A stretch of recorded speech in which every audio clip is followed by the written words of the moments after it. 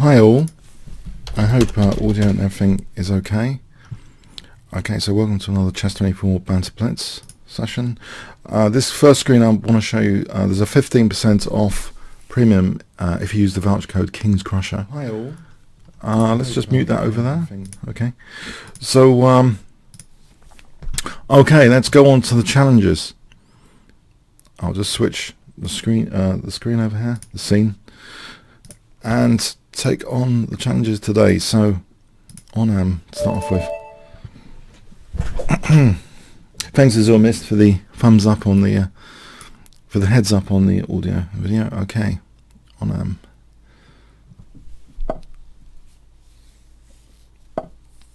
I'll play d6 to try and transpose into a King's Engine here.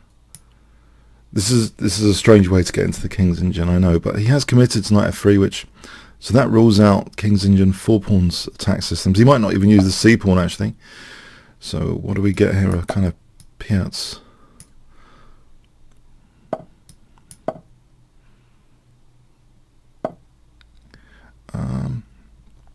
I'm wondering if I can just, is that too dangerous? Maybe this. Maybe this is an option to bishop g4. Okay, now I'm thinking to take out this dark square bishop for later. He might want to swap that bishop. Now bishop h6 actually. The way he's played it, bishop h6 if bishop. Okay, maybe I can just put the knight back. With to h6 then f7. I think e5 might be a bit risky. I think he could just take and then he'll have that g5 square. Mind you, this isn't that hot either. Can I play g5 here? Now h4 does seem tempting. I'm just going to check it out a bit. h4, okay, I can't see a major downside of h4. Can I just take that?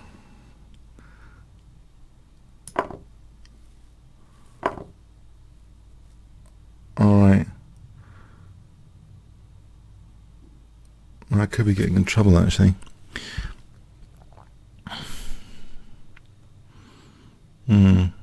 Already. e6, he takes queen f6. Is there a problem with queen f6 in that position? He could take on g4. And maybe e5 is better, hitting the queen to keep the knight protected. Then queen f6 protects against the mate, protects against h8. Oh, okay, I'll try e5. I hope. And there's queen g6. I think I've got to stop against queen g6. Okay.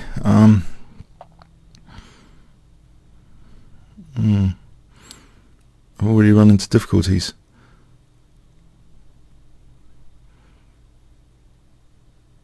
Yeah. Alright, I'll try blunting the bishop to try and avoid getting mated as top priority.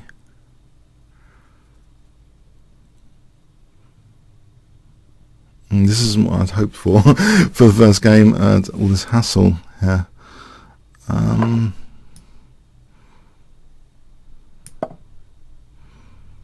Yeah, a load of hassle.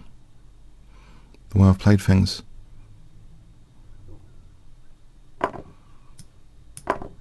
At least I'm not getting mated here. That would be a bit much for the first game to get mated like with queen g6. I had to stop that bishop, I think. So okay, I might be a pawn down, but it's not a total disaster compared to the other scenarios. Am I a pawn down? Yeah, I'm a pawn down. Okay.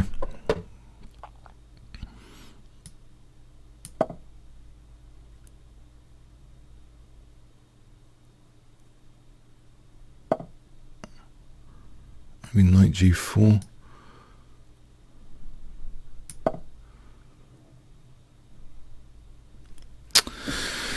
Yeah, f3, knight f2.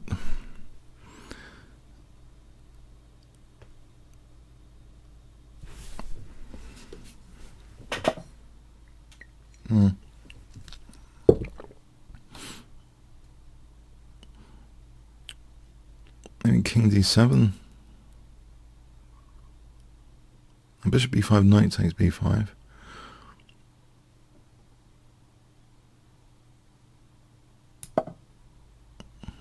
Hoping this is okay. Oh, crikey.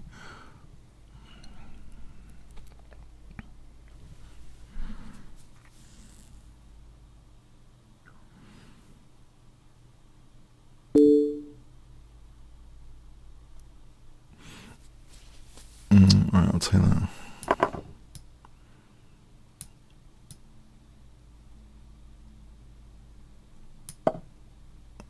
I'll hold on to this pawn here.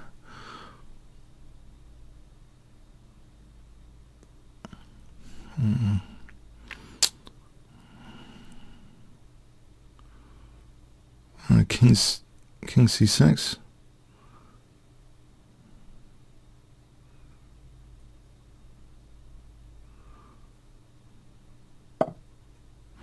I'll try and keep that pawn.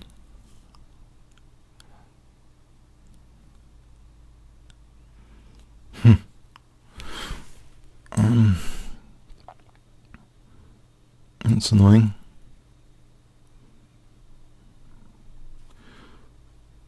Big trouble again. Okay.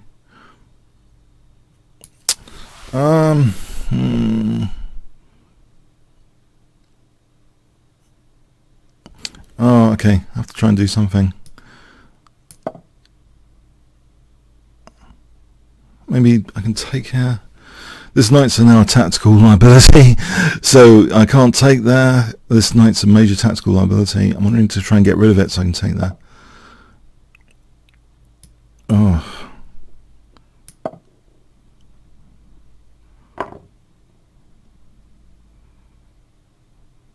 Right.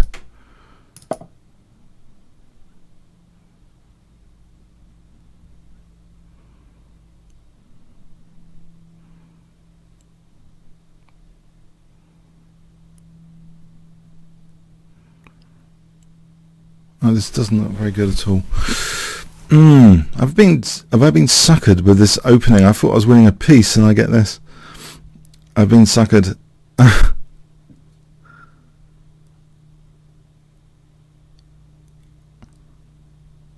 Can I crawl back out of this?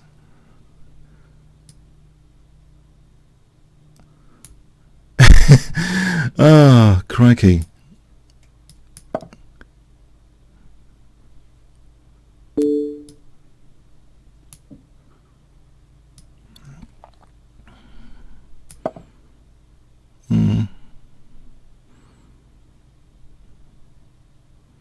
I think he's caused me a big problem before in one of the past games on him. I don't think he's his rating, actually. I really think I've had a problem with him before. Okay, but anyway.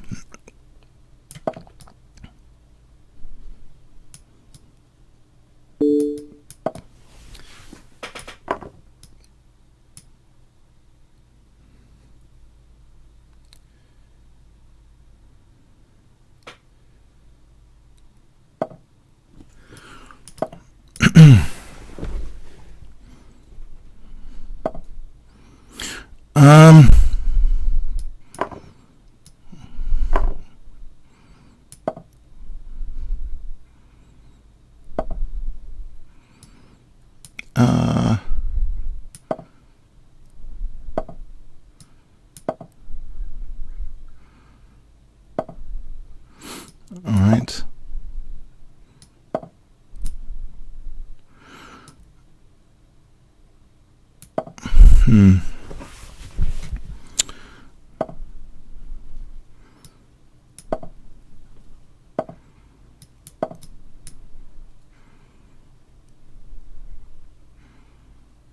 Rook d7.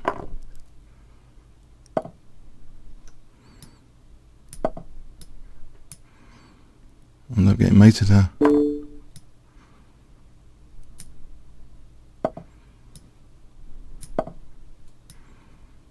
Rook to a2. Right. Okay, rook h1. Well, okay, his time management's not brilliant. I can take the thing. Right, rook c3.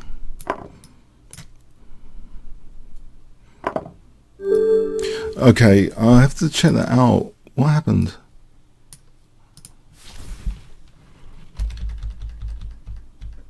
What is this?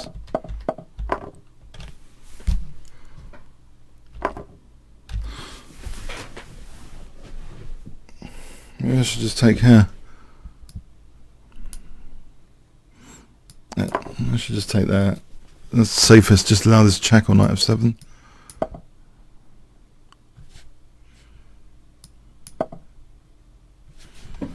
No, this is not good to play to play takes. This is I've just allowed queen g6. So what's the engine view on this? I just want to just quickly check the engine view on this.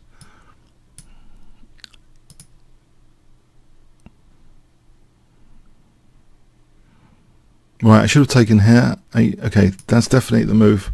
I just got big trouble. So this is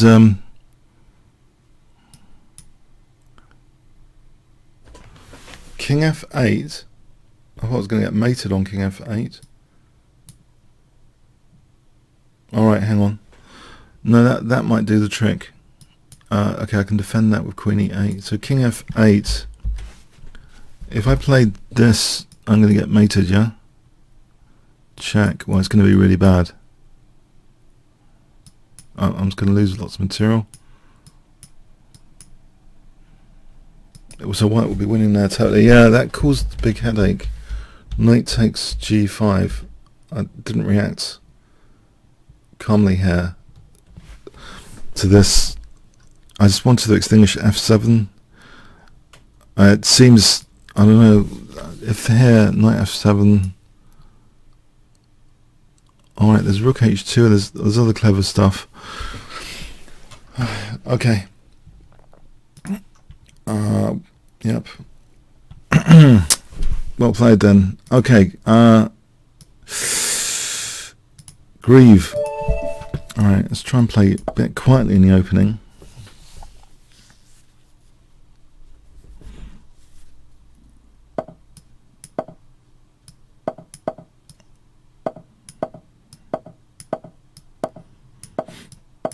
So symmetrical stuff.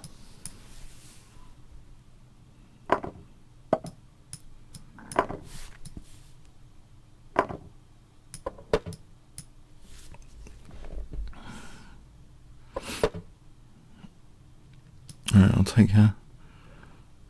I won't. Or maybe. Knight f4 later. We're going to be quite symmetrical for a while. Queen d2, knight f4.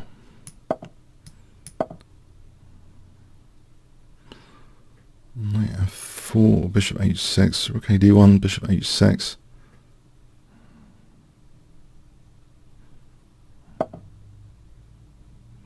Alright, I can do this, and then maybe bishop h6 later. Or knight f4, he commits a rook there to d8. Then maybe a3, I don't know, he's got knight a5 to c4. Maybe I should just take that off and bishop h3. Yeah, I'll do this. This looks like a nice pressure on e6. So if I play rook e1 and bishop g5, I'll be on e6. This is a nice pin for the moment. So rook fe1, bishop g5. There's knight d4 protecting e6. Bishop g5 here though.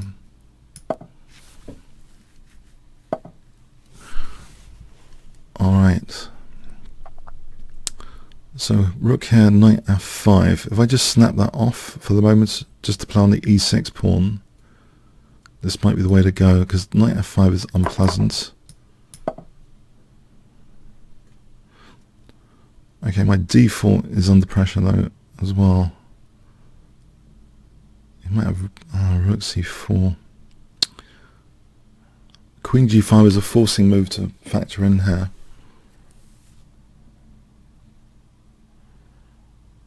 Rook c4, queen g5 hitting the rook. Okay, all right, maybe queen g5 then, as mentioned.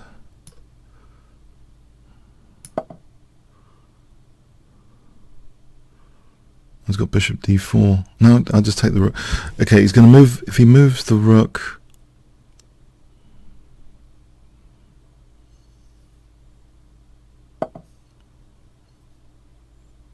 he's not moving the rook.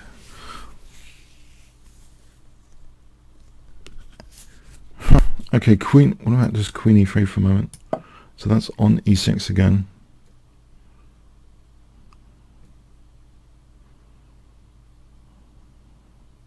e5 takes, say, rook e5, queen takes a7. Is that worth it? Gets the queen out of the way, wins a pawn, dissolves my target, the d4 target. So e5, d takes e, maybe. Can I kick this guy away? Don't like it there.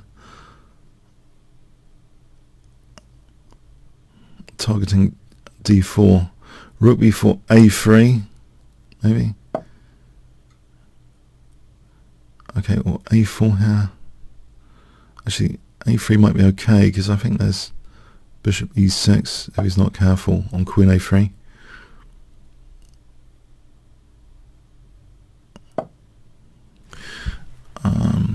This can I play rook e3 with the idea of rook f3, or rook to doubles, the rook doubles on e6.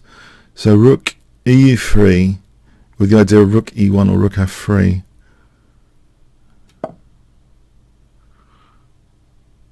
Okay, maybe.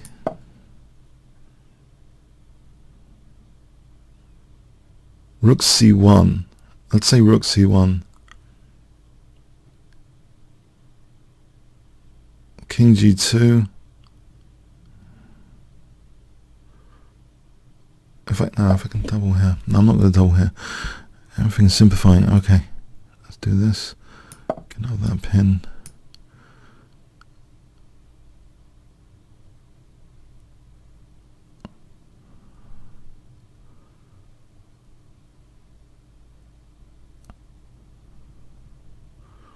Rook f3, king moves. Alright. Takes d4, there's rook f3 check. But I'm in a nasty pin. What about queen f3 check instead? I don't want to go into any nasty pins. I'd rather be pinning, doing the pinning. D takes is more doing the pinning, that pawn's pinned. Pins are pretty nasty, I'm finding in Blitz and Bullet. You really don't want the paralysis, either short term or long term, of a pin. So D takes here. No, d4 I can just take. If he takes there, rook d3. Okay, there's no rook f5. Rook d3.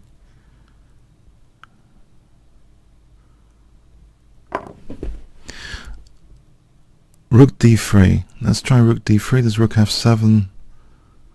There's queen d5. Okay, I am on d5 here.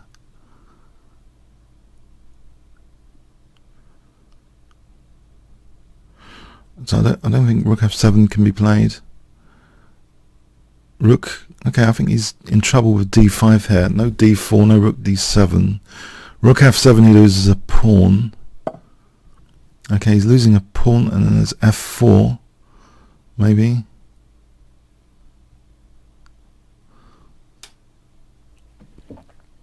Or just rook f3. I think rook f3 might be better. Try and go for an attack here.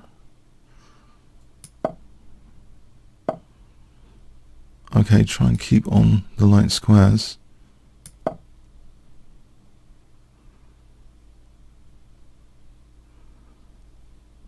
think there's a famous Karpov-Kasparov game where light square play. There's a load of light square moves in a row against Kasparov, all dancing on light squares. It's an amazing Karpov-Kasparov game. I've video annotated it. Okay, my king might be in trouble here though, as well, But that queen in the center is controlling a lot of key squares.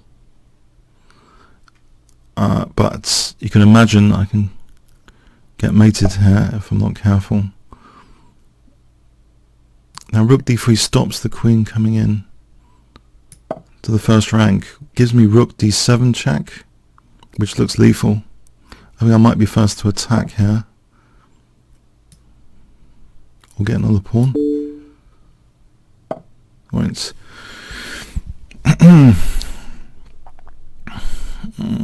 Grab another pawn here.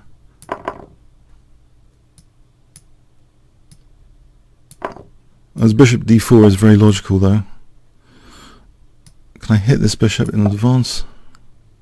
b4, try and get rid of this bishop. Right, bishop over here.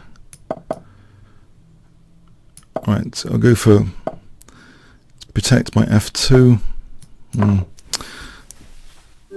Alright, thanks for the game, Groove. Okay, dangerous opponent there. Fended off. Schrummel. Okay.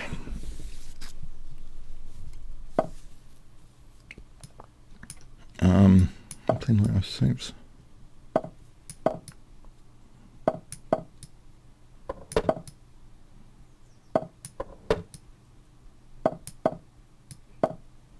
So this looks fairly standard at the moment.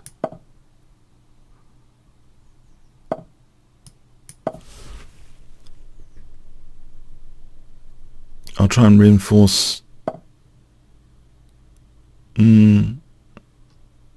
Okay. No, I'm trying to follow a pretty standard plan here. I'm wondering.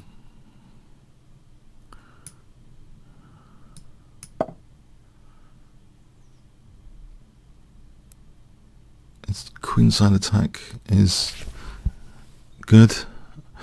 So he's going to move this knight. I'm going to play bishop d7.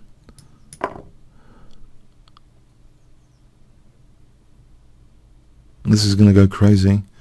Takes and takes. I can move the bishop and he takes there. That will be a couple of pawns and a rook, but I don't think he would do that necessarily.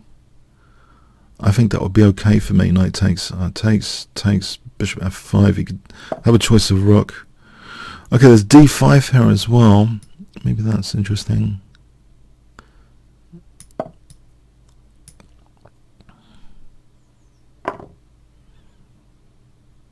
If I can play bishop e6 and d4 and he took here and I took here, these light squares would be near fatal.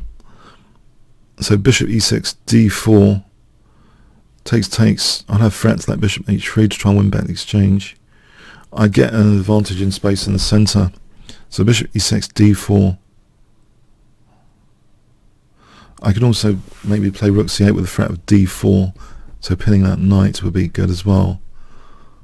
Bishop e6, rook c8 maybe instead. Alright, now there is knight c5, but I guess rook c8 is okay. Knight e6, that seems okay with that pin knight. Alright, let's pin this knight. There is knight h7 to try and unpin my knight here. Okay, I can try and unpin my knight and get rid of this dark squared bishop. I'm threatening knight takes and rook takes c3 now. Okay, it's putting a lot of pressure on the light squares.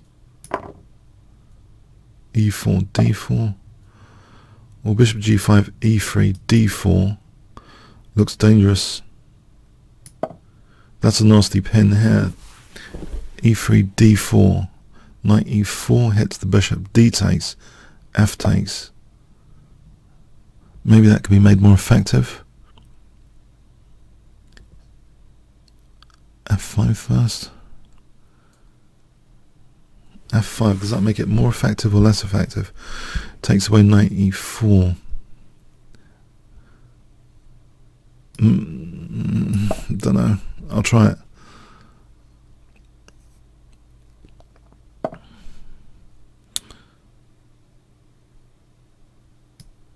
Now if he took, then d4, knight d4, queen d4 with that pin. So d4 is still on the cards. Knight d4, queen takes d4, ED, bishop takes d2.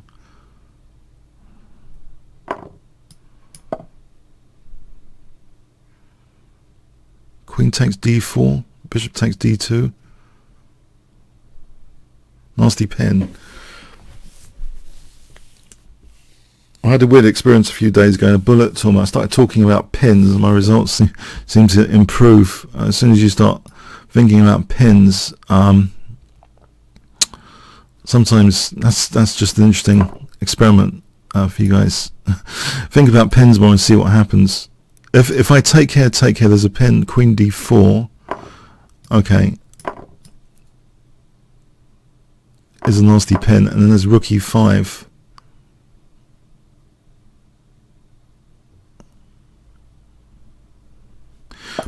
Okay, he doesn't do that. Rook e5 here, and this is coming to my back row. Can I not play rook e5? Is there some danger? There might be. Something to bear in mind. Maybe knight f8 covers my back row for a moment. Knight f8, maybe, so queen d4 might be possible. Queen d4, knight f8.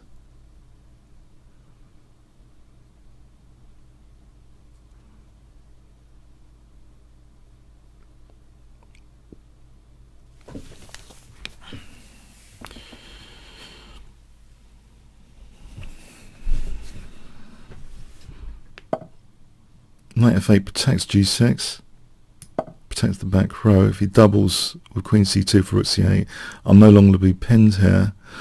Let's imagine queen c2, there's e2 in any case. Can I not just take that? It extinguishes queen c4.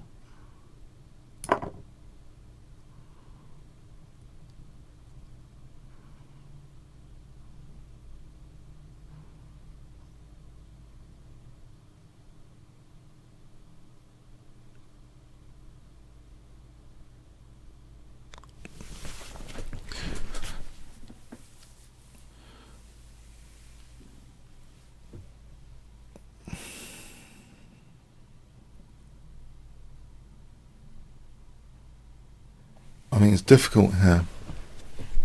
Maybe queen takes e2, bishop d2, bishop d2. If he takes check, yeah, just takes an e2. What does he do?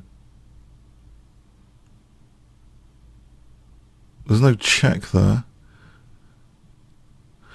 There's queen blockades, bishop d2. What does he do? He takes check. I'll be a piece up, wouldn't I?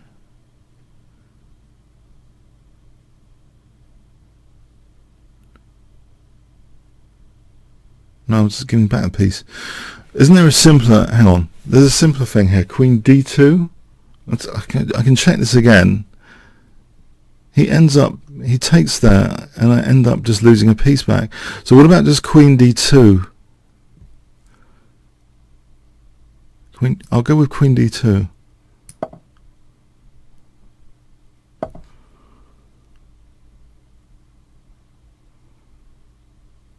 Alright, this looks like an amazing position. Let's try and avoid the dark squares a bit. Try and get these pawns going with f4. Oh, you can take here. Muppets. You can take with rook h4. I was hoping for this and then... Ah! Okay.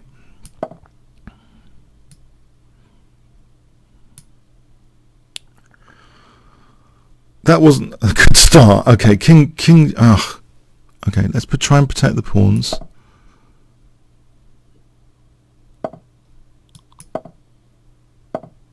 Try and get this knight to d4. Not d4, c5. Oh, crikey, talking about pins.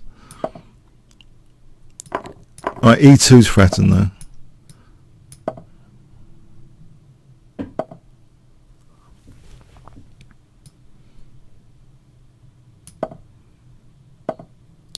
Oh, my pets.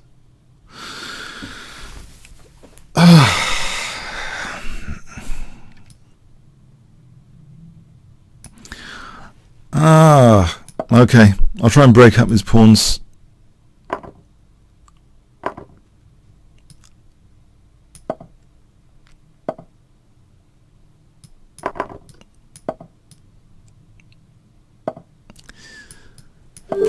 Yeah, okay. Alright, tough. Thanks for a tough game. Thanks very much. Okay, let's see. Yeah, h4 is clearly not the way to go.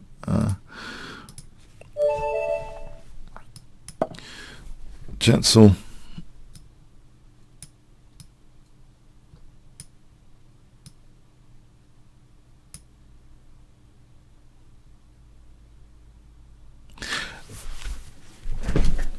Anyway, is Jetzel around?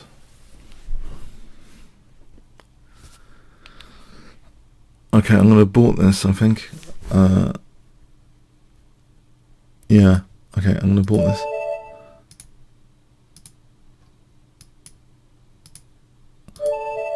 Okay, Pucky.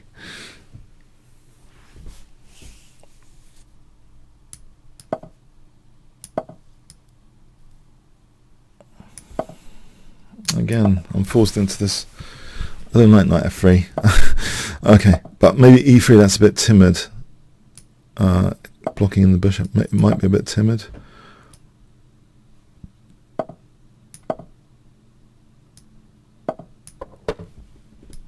I'm not too terrified by this position. I think the advantage of a bishop coming out here, it can be tucked over there, it can support c5 later, try and break the pawn chain. So that London system, bishop on f4, is kind of more aggressive in a way. e4 is now threatened. This weakens the dark squares a bit. So I can try and use that f4 square.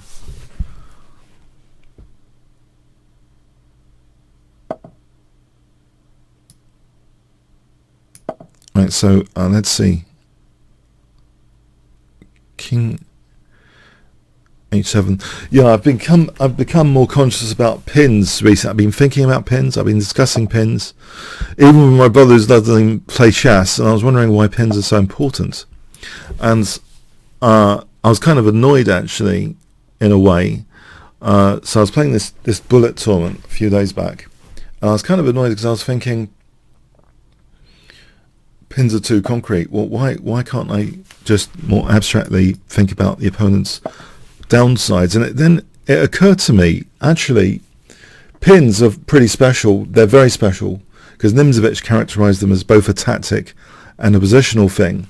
And actually, a pin, I'm thinking for myself to think about it more as both a short-term and long-term downside element of the position. I think that's the only, I can only, that's my hypothesis, how I can start talking about pins in these games and have better results. I think because they're actually positional and tactical at the same time. So they have a wealth of potential downsides if you can inflict pins on the opponent. There's an expression, pin and win, which I thought was cute, but not that significant, but maybe they are both tactically and positionally significant. Even if you think in terms of abstract downsides, when you pin the opponent, there's the tactical short-term downsides of exploiting the pin, but a pin can be left for many moves.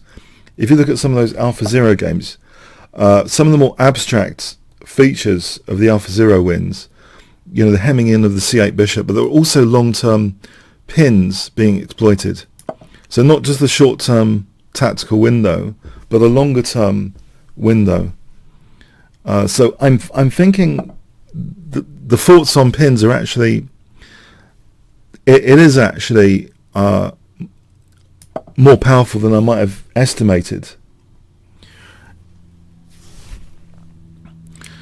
D5, yeah, there's a pin here. Knight b8 saves, I'm hoping, the d7 bishop. Yeah. Yeah. So I just wanted to, it's a hypothesis. I sometimes have these hypotheses, but they're usually from painful long games. I create hypotheses usually from very painful, long games, not blitz on, or bullet even, but yeah, in this case, yeah, it just seems strange to me, very strange.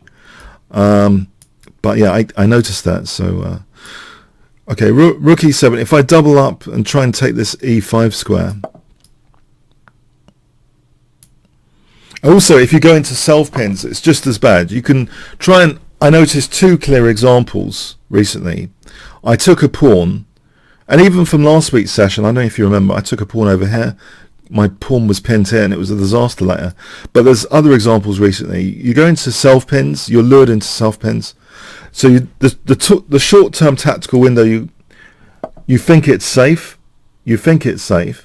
but then later the pin is exploited slowly, because pins can be exploited slowly. So it's often not worth the hassle of even winning a pawn if you're going into a self pin.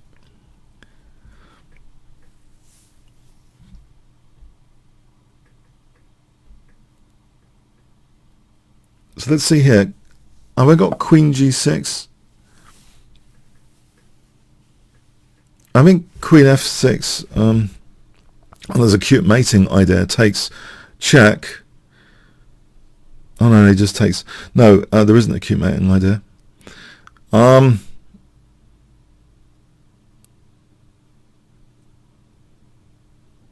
It's always going to be check. It's always going to take there. I could weaken that pawn. I could just undouble my pawns here.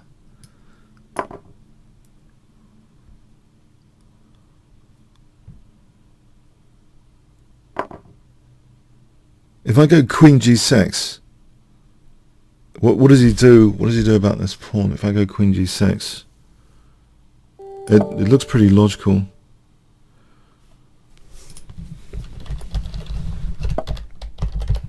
So next Saturday, by the way, there's an extra, we've got the birthday celebration coming up of Chess24. That's really exciting. So I'll be playing on Saturday as well as Sunday next week, apparently. Just checking that out with Oliver. So that's pretty exciting. I hope you come next Saturday as well as Sunday. Just don't pin any of my pieces. I'll be the one doing the pinning, okay? All right. Okay. Yeah. Okay. So let's see. Queen takes b7. Rook e3.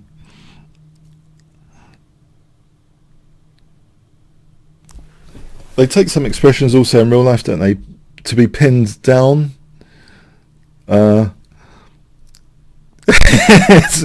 Okay, anyway, so I don't want to carry on about this pins thing. Does everyone understand what I've said about pins? 1 if you understand, 10 if you don't. I can elaborate more if you want. I'm just thinking pins are a remarkable feature of chess, which we can't take for granted, both short term and long term.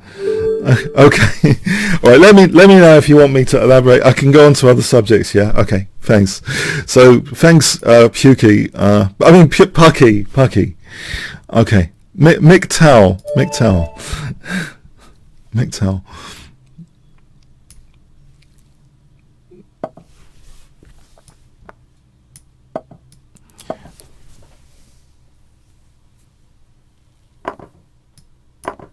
I also hate the idea, by the way. I've hated the idea in principle that you should need to play with checklists. However, I'm starting to think actually maybe they're not that bad. You know, like if you go on Honzo, you set a checklist out. Have you got your passport? Blah blah blah. You got maybe a checklist for tasks which you've done before. And in chess, it's often asked, you know, what are your checklists before playing a move? And yeah, there are some checklists like, okay, what did the opponent's move last threaten? Could be on the checklist. Am I leaving a piece unprotected? What is the weakness of my last move? What is the weakness of the opponent's move? The problem I find is the checklist can become overwhelming after a while, and you can sometimes lose the wood from the trees. You can sometimes lose the overall picture. So for me, as a programmer, I've always tried to conceptualize my chess and try and disintegrate my own checklist to try and think at a slightly higher level. I'm thinking opponent's downsides. To have to resort to get this kind of checklist, am I pinning or being pinned or going into pins? It seems, for me, it's against the grain a bit of trying to get away from checklists. I don't like checklists. Yeah. for moves. But yeah, I think maybe there's always the exception. I mean, I've often thought weakness of the last move is a big decider in many Blitz games. So for Blitz especially, it's almost guaranteed the opponent's going to get carried away with their plans. Even in like IM versus IM games in Blitz, it's people get carried away with their plans and they create natural just weaknesses of the last move. So to be a candidate for a checklist for Blitz would seem important. That concept that any move has an immediate downside. So it's interesting that for me, pins could be elevated in importance because I don't like the idea of doing checklists. So that's another thing. Is my back row? Am I actually going to lose a pawn here? It's a horrible back row tactic with knight e4. Okay, maybe not just yet.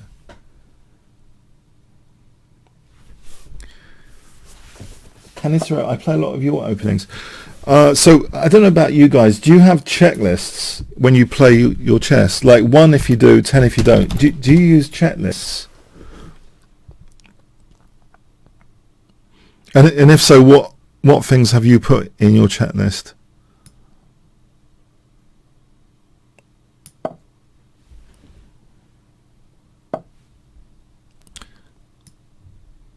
I'll try and take away this d4 square. I'm thinking this diagonal could be dangerous with bishop b8, but there's always I'm interrupting the rooks for rook d8.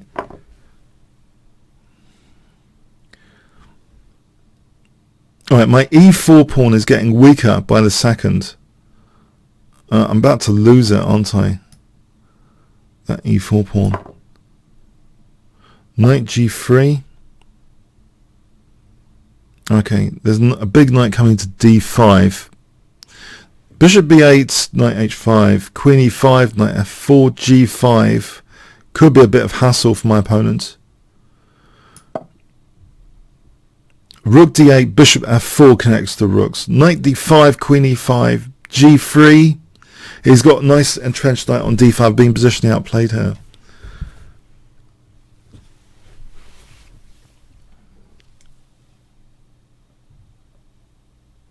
So someone's Jap Black, you said, does my move develop a piece? Does my move open up more options? I think in general the shift is to get things into more automatic. Because when you drive, for example, you don't want to be thinking about specific things. There's rook d5 here. I'm in big trouble, aren't I? Okay, if I do that, I'm going to get in more big trouble.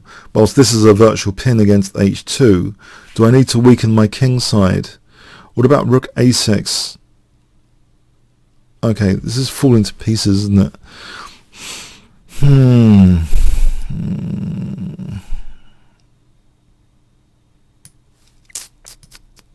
I don't like this.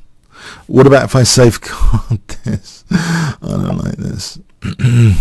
I'm blocking in the bishop now.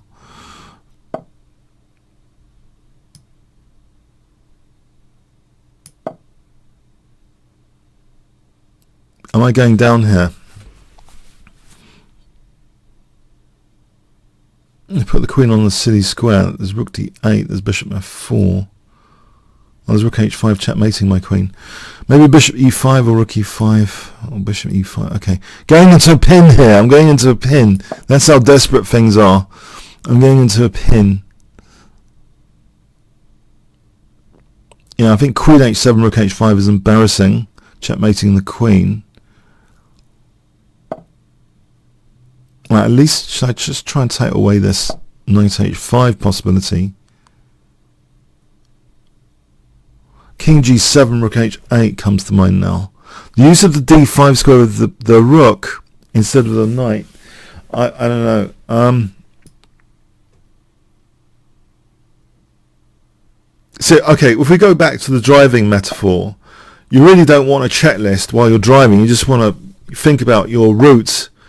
Yeah, you don't want to like micromanage, the process of driving. Yeah. So in chess, the idea of Actually, g4's nearly winning, isn't it? Queen e4. I'm nearly on the way out here. Yeah, I'm nearly on the way out. Oh, crikey. I'm trying to protect everything. So, but I think as you get better in chess, it's more about concrete calculation anyway. It's less about general rules. Actually, there's a specific in the position, specific nuance in this position, I believe. The rook's hanging. I'm sorry. It was very, very promising for white up until this point, winning advantage. But I'm wondering if this rook's just hanging here. Okay, thanks. You were winning there. Let's see what the engine says. It's at least +1 or +2 maybe before that. It's 1.34, yeah. Now it's going up after that move. A4. Yeah, you got a massive grip on the position. Well done.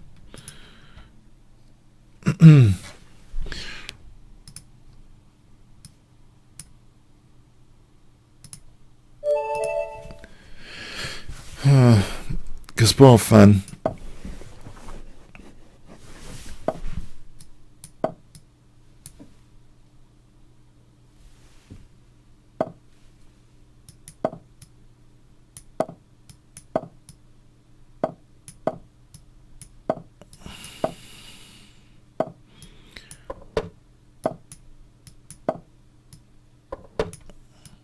Well, this is sort of Botvinnik's system.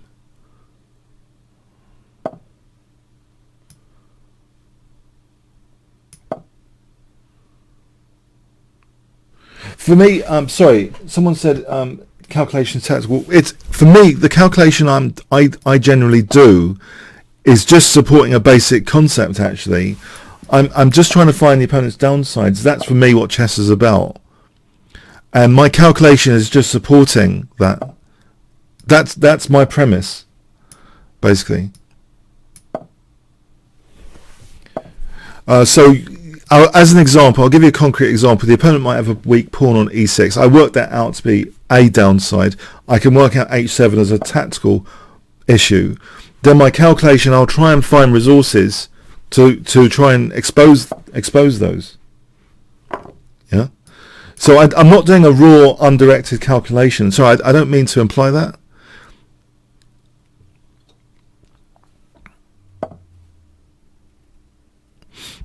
Because we're not computers, we can't look at all the millions of possibilities. I believe in directed, like,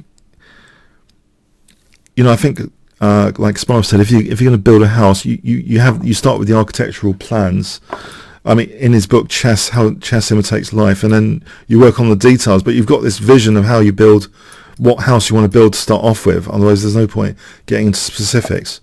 But computers, because they can crunch everything, they don't need to have any idea of what they want to start off with. They just kind of look at the position and calculate.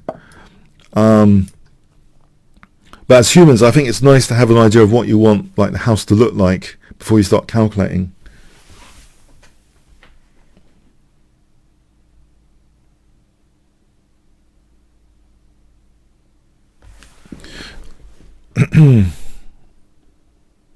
So f4, rook e1, e5, d, e, d, fe, bishop e5. There's a nasty pin there. This might be worth playing for, this nasty pin, because as I say, pins are difficult to estimate, short-term, long-term. So you can imagine that bishop being pinned could be a concern. I can't see immediately how it's a concern. Maybe queen h6 there with that pinned bishop. Queen g7. What about d6? Queen d6. Okay, let's see. f4. Now, there's always h4. He's sort of crumbling my structure a bit. Well, can I just take that? It seems my pawns have some sort of mobility in the center here.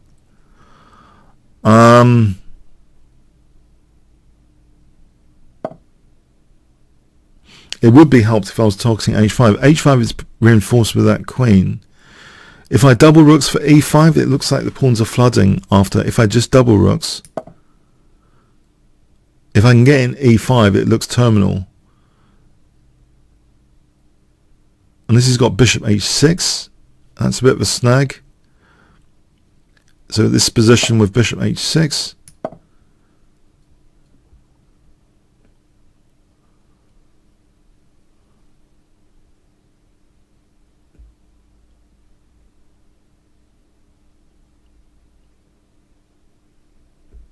So imagine queen d1 and e5, or e5 here seems possible with the threat of e6.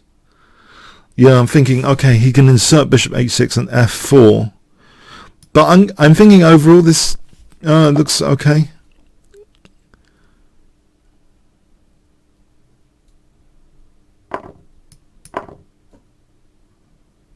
So bishop h6 may be a cause for concern here.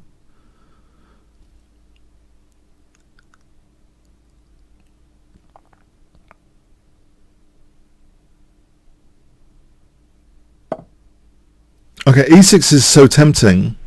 If I start with d6, he gets a light square blockade. That's an important consideration, maybe. Or is it? I don't know. But e6 to start off with, then there's still d6 after. So it seems as though, to maximize pawn mobility, e6 to start off with. Although he's got d6 blockaded. So can I unblockade? There's bishop h6, there's queen e5. So I'll push for d6 with this. Bishop h6, queen e5. They can get the queens off and still keep a blockade on d6.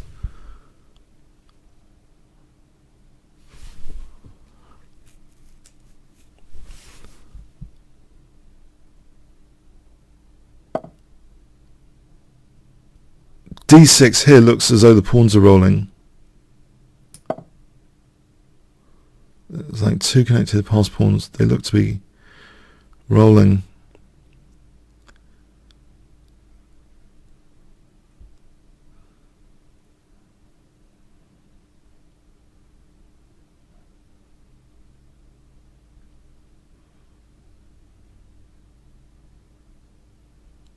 It looks as though bishop takes g2. I could just take here just to win that rook and then recapture. It looks a bit crushing, this. D takes, it's not check. I think I could do D takes.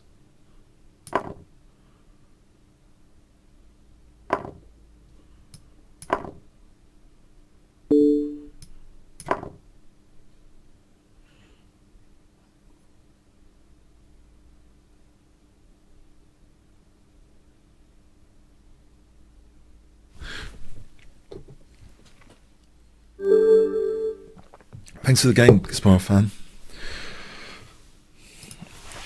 How do I know which part of the board to think about? Key move. Okay. I think it's dictated by the opening, really. What imbalances you get immediately after the opening. And how the pawn structure looks. So if your pawn structure, you've got a space advantage on the queen side, say out of the king's in, you look on that side because that's where your advantage is usually. So if you've got an advantage on one side of the board, you might look there to press on there. You look at where the kings are.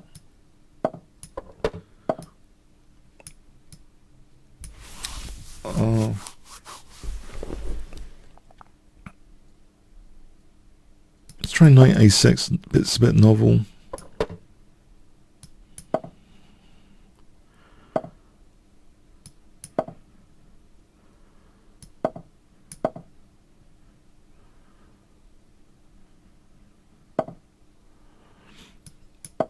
I think this is okay for knight g4.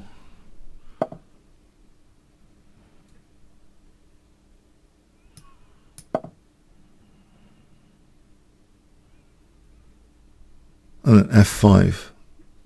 So in the king's engine defense, you often want to play for f5 when the centre's closed. As soon as the centre's closed like this, it's more justified. Play on the king's side. If he had the option of d takes, it'd be a different story. So, yeah, that would be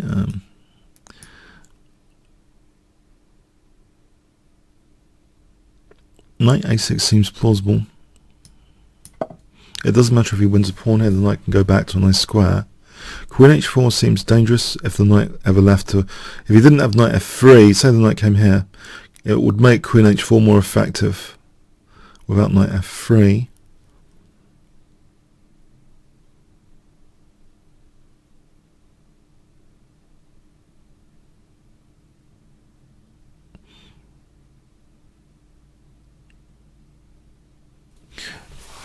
I think in the King's Engine defense, where it's often one side has a space advantage and the other side has a space advantage, it is more about which part of the board you're looking at. But in a lot of other openings, it's not.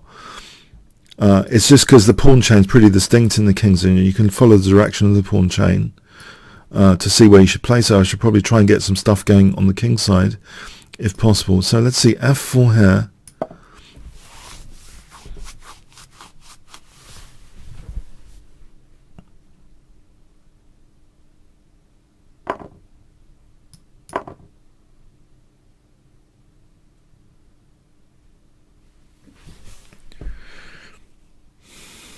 I should have a look at the book Move First, Think Later.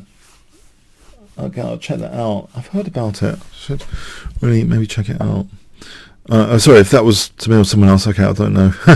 Okay, so let's see. Can I do this and then crawl back? It's a target, the h3 pawn, right? So let's see. Queen h4, bishop h3. Queen h4, bishop h3. There's always an eviction notice with knight f3. What about knight f7, knight g5, knight h3?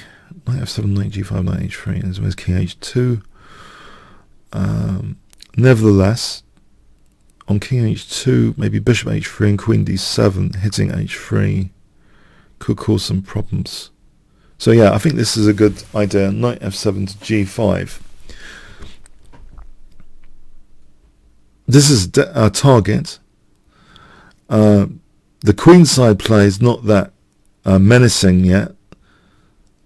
The nightmare scenarios in the King's Engine in over the board games generally is when you lose the light square bishop and there's no attack whatsoever. This is often playing a key role to break down defense. If I give up this pawn for nothing, maybe it's better to play AB. It could lead to a pin on the A file with b5 coming after that. So if I just allowed instead knight a5, what would be the harm? In fact, if we contrast just at a really abstract level, right, the difference between AB in terms of pins, okay, so bear with me, the difference between AB or losing a pawn, this has got potential for a self-pin, you see that, with rook a1 and b5. Load of hassle. This, any b5, there's knight c5. So you know what? Just to avoid that pin possibility, I'm going to do this and let him play knight a5. So that might seem crazy. We'll see though, the game outcome. Let's see. So knight takes a5. There's no self-pins going on the a file. Right, there is the possibility of knight b6. So if I play knight c5, knight b6, I will lose that light square bishop. That's unfortunate. Yeah, he could take this. Oh, he's taking it. That. Oh, pain. I wanted that light square bishop because now my attacking opportunities are going to be limited. On the other hand, he's giving me a dark square grip. A quite nice dark square grip. And maybe knight g5, knight h3 is still dangerous even without the light square bishop. Okay. This knight's holding that, so can I not just take here on e4? Is that too greedy? There's pieces hanging here, so there's a double attack to exploit a5 and e4. Bishop d3, there might be knight c3. Okay, am I losing a piece? Am I going into some trickery if I play knight takes e4? I don't know. I can't see it. I'm thinking these are both loose pieces.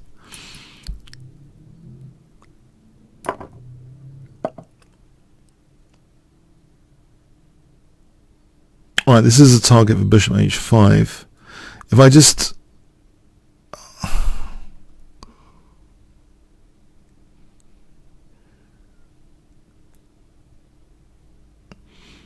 Rook a4 holds both pieces. Bishop d1. Rook a8, bishop h5. Okay, I'll go with rook a8 to start off with.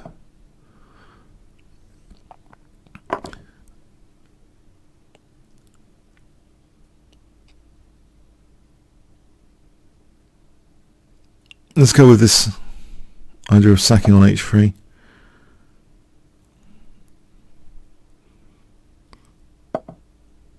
Oh no!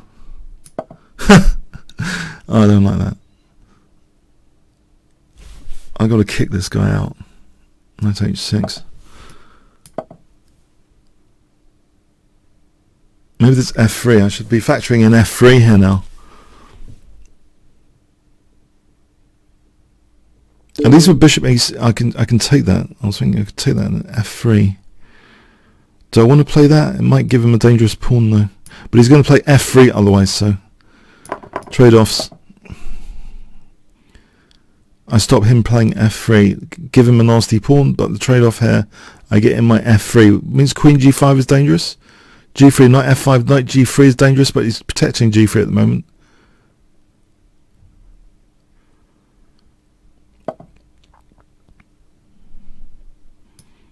Now he's not protecting g3, so let's imagine g3, knight f5.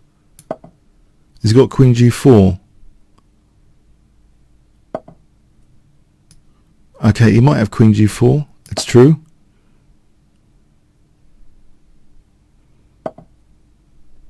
Alright, can I stop this pawn?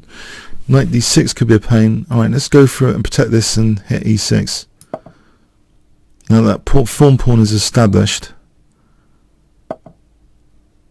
Protect. Queen e6 is on.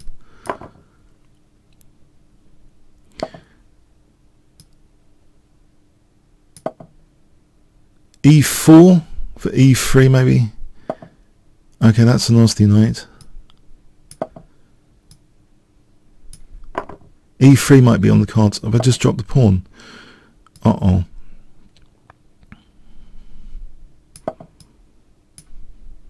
E4's on the dropping off list. He could have taken on e4. Okay, is d5 going to be vulnerable? Rook c7, queen d5, knight e3, knight e3, f2. So rook c7, queen d5. I've got f2 here. Rook f8, queen f3 coming up.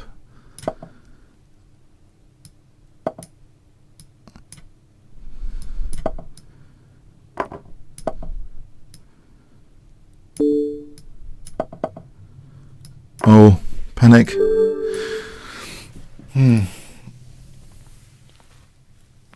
Yeah, there was an element in there, by the way, of trade-offs. I couldn't do two things at one time.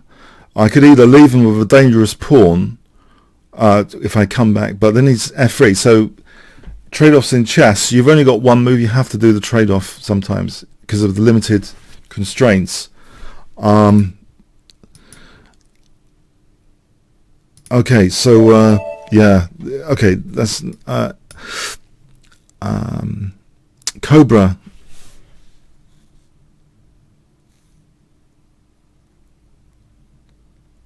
Yeah, it was a fun game. Thanks. So Cobra. Okay.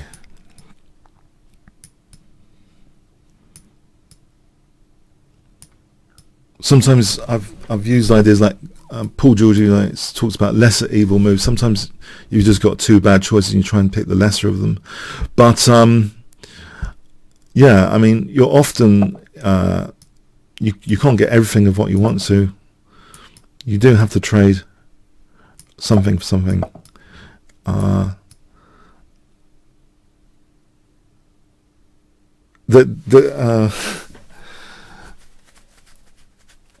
There's this guy on YouTube. I don't know if any of you know him.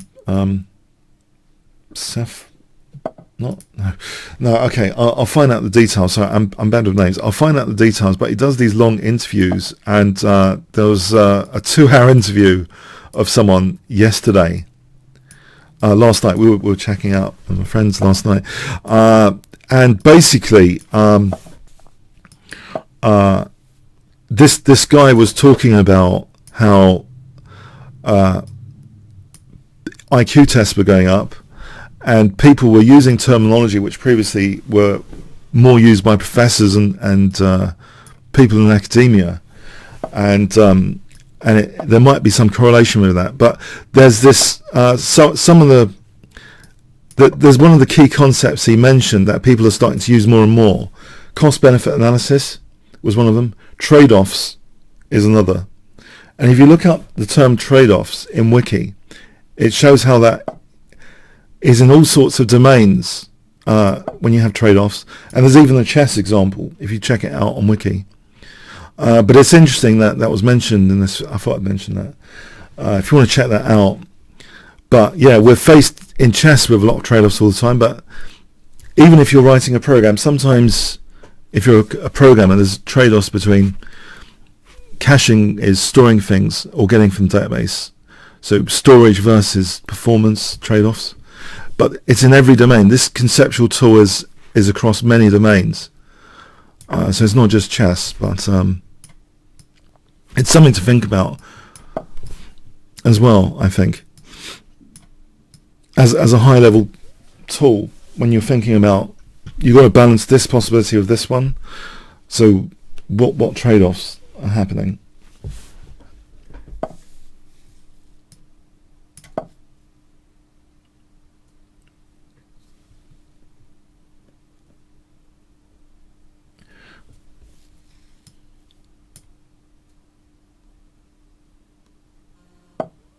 Can I play knight takes g5?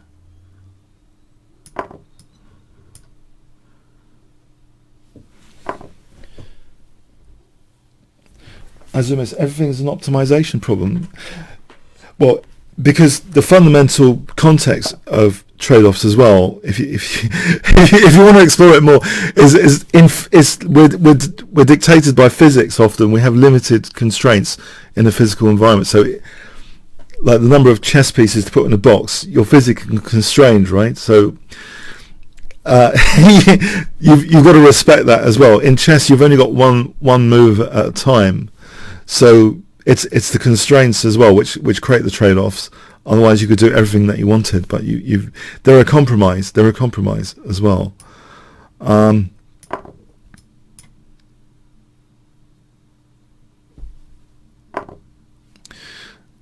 Okay, so f5. I'm winning a piece, aren't I, with f5 here because the bishop is attacked and the rook is attacked.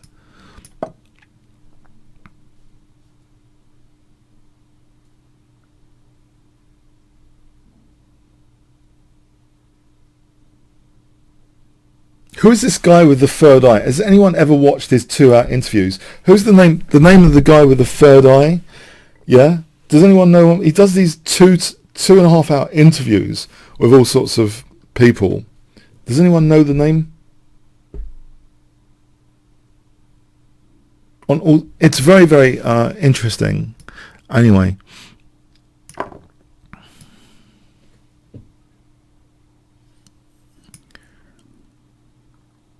Can I get to play Queen G5?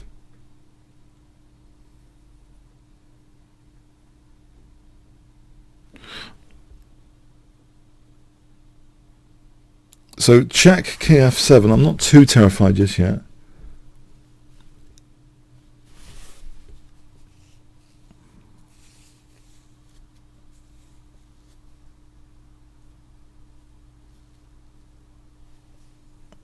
So King F7, Queen G5.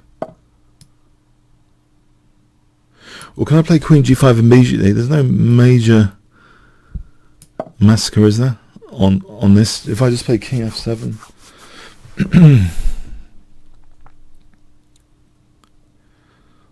I can actually play Knight H3 to invite exchange of queens and disconnect the rooks. So King H7 is for Knight H3 is interesting. That disconnects the rooks, invites the exchange of queens. I'm hoping this is not a problem with this move. Check, I'll just take here. Oh, and Queen G5! Because that knight's pinned. Oh, we're back to pins. The knight's pinned. He can play check. Alright, there's king f7. I don't have to take here. I can play king f7. Right, now I think I can take here, because I did disconnect the rooks.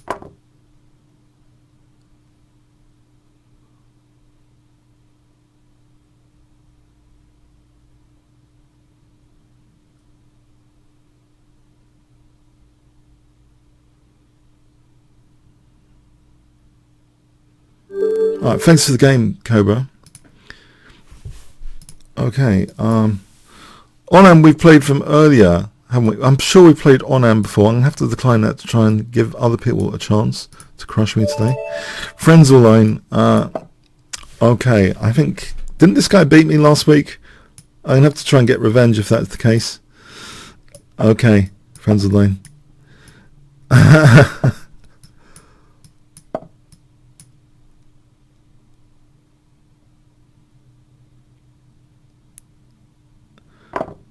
This is a topical line, isn't it? I initially used to think this was bad for black, but it's fine. Knight g8 might be a move, even, or d4.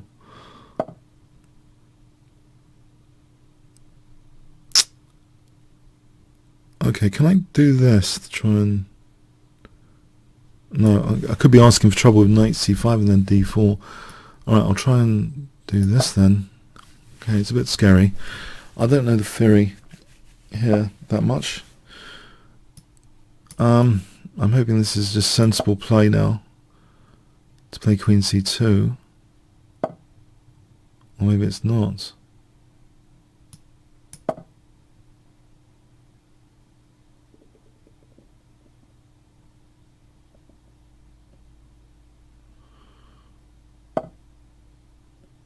Right, if I took, then d4, then b4, he takes, b takes. Is that so bad?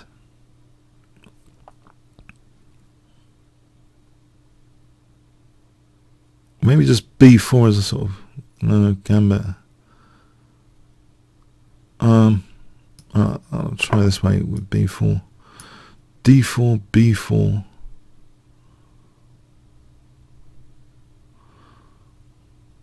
I can calculate a bit more. Takes. Bishop f5, I'm going to take, there's no queen d2 there. So d4, b4, dc. Oh yeah, he's on f2 now. Can I just kick that away with knight f3? Or is there knight c3?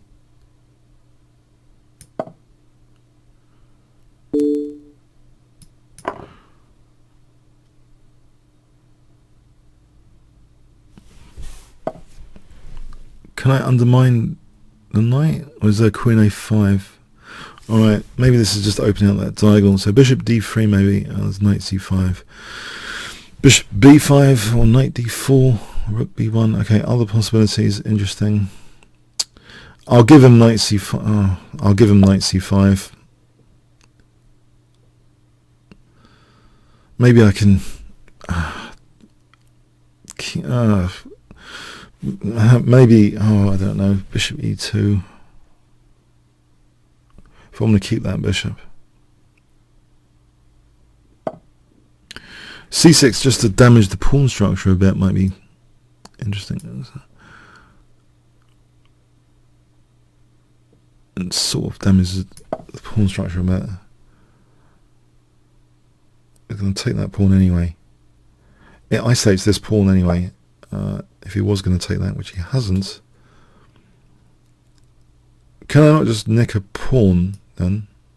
Am I giving him too much piece play? It's possible I'm giving him too much piece play, and I've also lost my bishop. The check, I can force the queens off. It doesn't seem that exciting to get the queens off. I keep the queens on. My c3 pawn is a target here.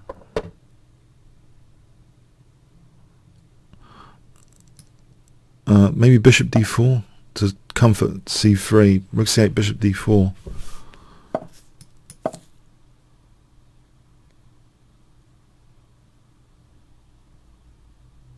Rook c1. This is all a bit passive for a moment. Oh, that avoids bishop a6 anyway. Skewering.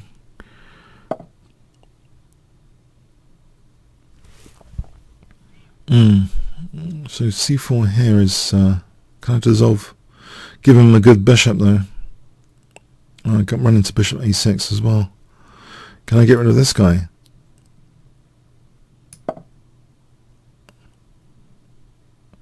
Because that's going to really help target c3.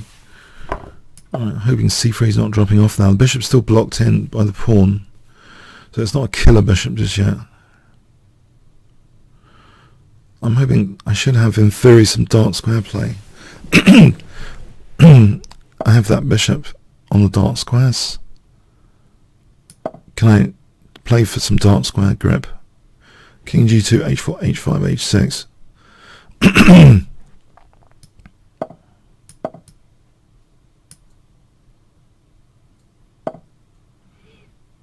I don't want to take bishop d5. Bishop d3 is happening. My rook's a bit tied down here. Or are they? My bishop's holding c3.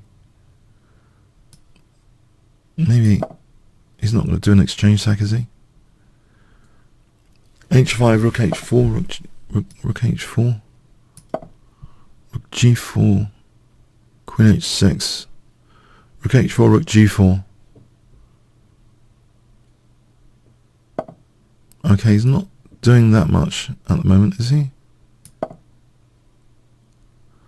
Get both rooks round the king side, rook h1, rook h4. Right, friends, I think now queen h6. Which pawns are going to drop off over here? How much time will they give me?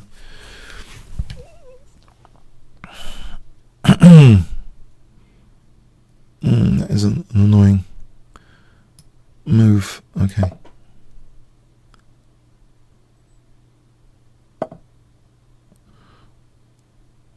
Okay, I can take this pawn over here. Rook c3, bishop d4, rook e2. He's got rook e2 coming. Okay, got to protect against rook e2. Or bishop e2 for f3.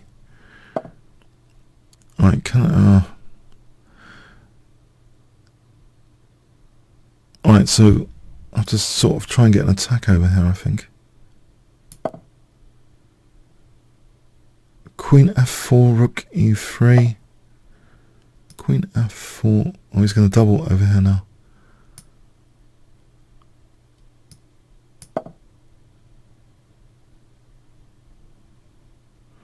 Rook h3 to g3. My bishop's holding f2.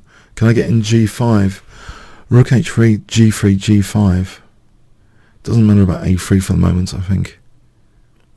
If I can get in g5, there might be something over here. This bishop may be liberated with e6 later. Ah. Oh, he's tying me back down over here.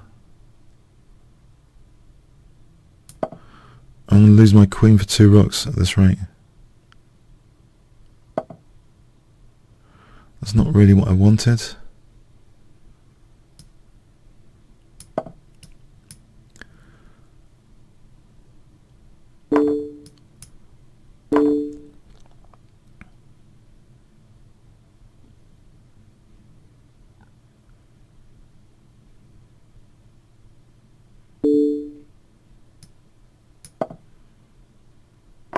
Could be trouble.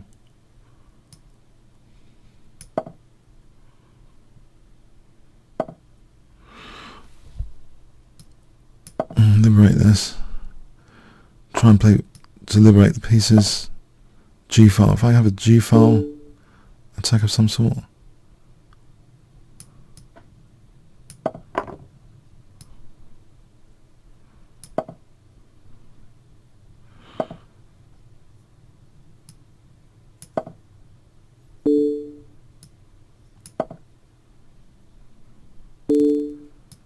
Oh, why not just take the queen? Why not just take the queen? Oh, Muppets.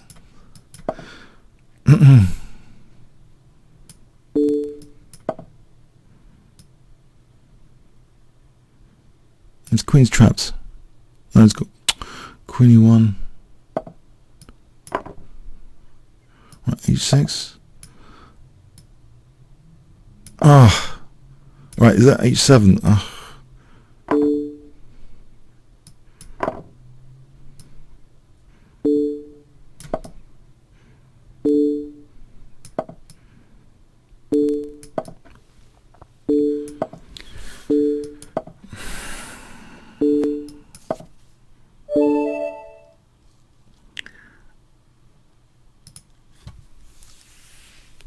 Oh man, I was tied down most of the game. That's well played, well played. I was tied down. Okay. Yeah, well played. I can't win them all.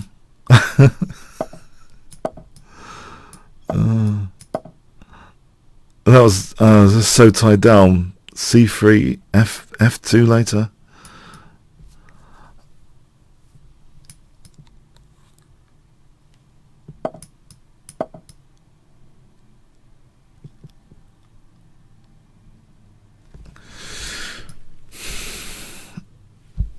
I couldn't get revenge. I'm so gutted. I could not exact my revenge. Anyway.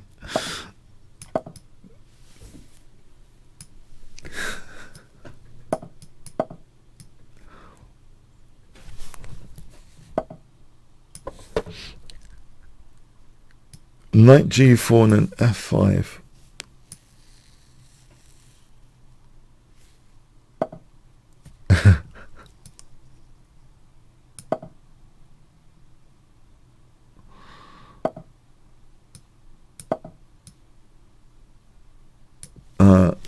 Okay. Let's calculate this for a moment. Knight H4, Knight G2, probably not worth anything. Bishop H4 is G3. Knight F2, King F2. This is not worth it much. Okay, the knight's going to drop back.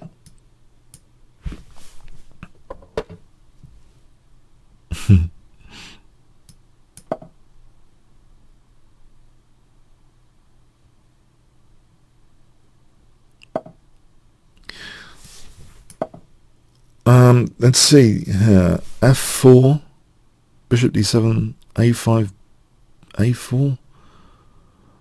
So something close up this side, try and push on this side, basically. F4, Bishop D7, Queen B8, A5, threatens A4. That seems like a plan. Let's see this again. F4, Bishop D7, Queen B8, because otherwise A5, there's Knight B5.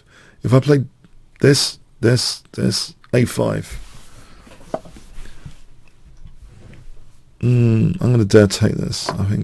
I know it could lead to pins on the G file, but there's two things there. There's that defensive knight already in place, so I'm wondering if this is worth it, opening up this potentially lethal G file. So Knight F2 here does seem to win the exchange.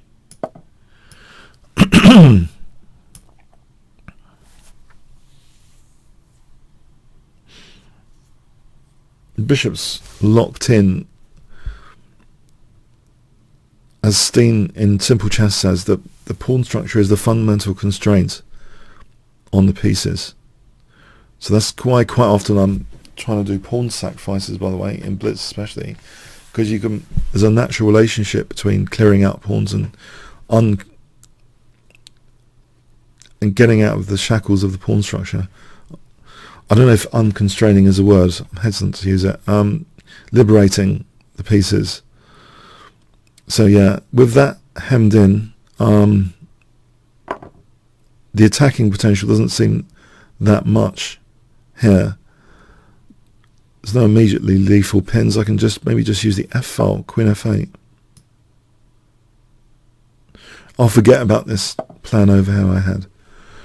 No, I think it's more important now perhaps to try and get control of things like the F file. Oh, Knight F5 could be a nuisance. Knight F5, maybe I'd snap it off. Bishop H3 is setting up a loose piece liability. The knight could move hitting the bishop. Maybe, but where exactly? Any knight move, usually there's going to be a rook F1. Rook F3 might be possible here.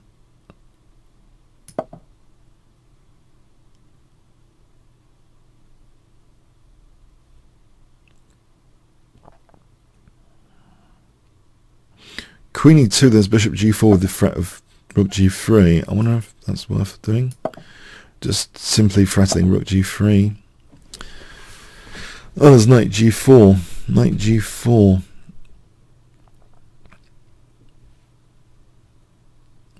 That position with knight g4.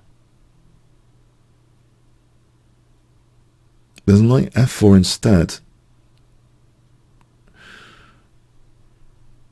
Queen d1, there's still rook g3, there's knight g4. Queen e1. Let's say queen e1.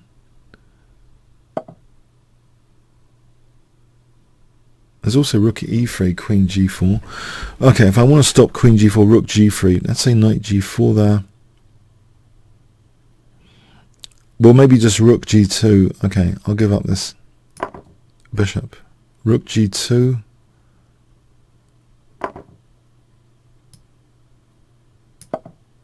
With the idea of queen queen f7 to g6. I just thought it would be nice to play queen g6 if it was a legal move. But queen f7 to g6, put some pressure on the center.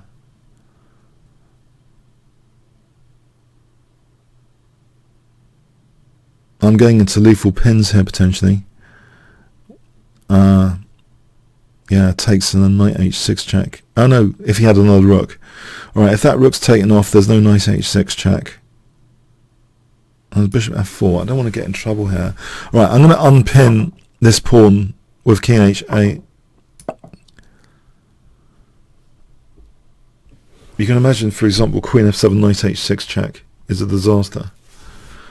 Pins again. So unpinning is important, short term and long term. Queen f7 for queen g6 still though. Looks like an idea to influence the center and make this a bit more solid over here. Queen g6, it pins that knight as well. Alright, so d6 is the plan. Missed that.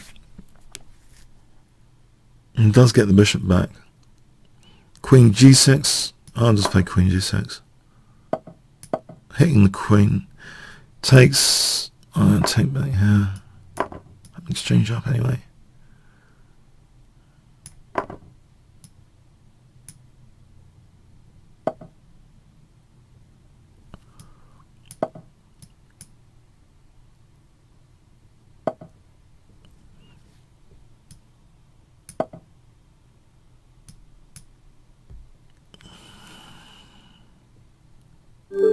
Alright, thanks for the game.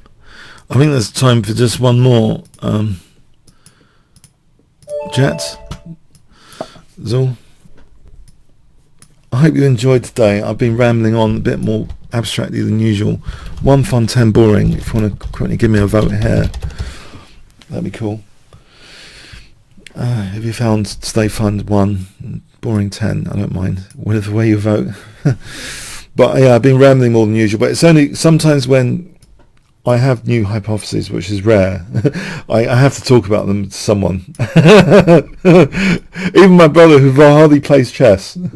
I was thinking, Nick Pod, why is it I started talking about pins that I started winning my bullet chess, and we started going on about tasks and checklists and stuff, and yeah, okay. Anyway, so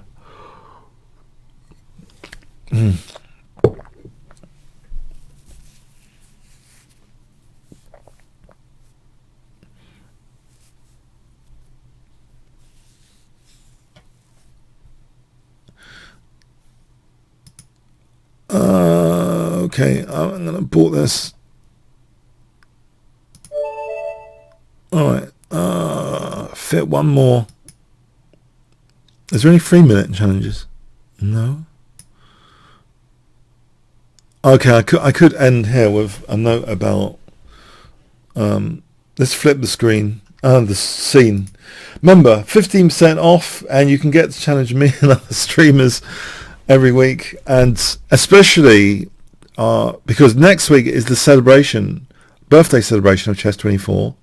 So there'll be a Saturday stream as well of me and multiple others on Saturday, next Saturday.